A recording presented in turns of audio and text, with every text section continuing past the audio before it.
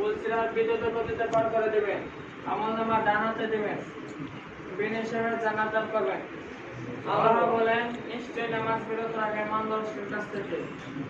তাই আমরা 5 ওয়াক্ত নামাজ আমাদের সঙ্গে আদায় করবো, ওয়াজিব ও সুন্নাত নামাজগুলো পাবন্দি করবো, আর নফল নামাজ বেশি বেশি করে আমাদের মনে সৃষ্টি করবো।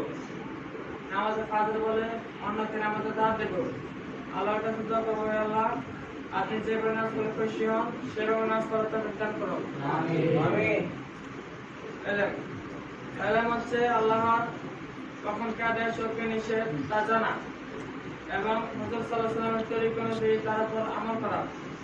এলেম দ্বারা আমাদের মেহনতের উদ্দেশ্য হচ্ছে আল্লাহর আদেশগুলো জেনে তা পূরণ করা, যশোদলে পয়দা করা, আর আল্লাহর নিষেধগুলো থেকে বাঁচার ভয় নিজের মধ্যে পয়দা করা।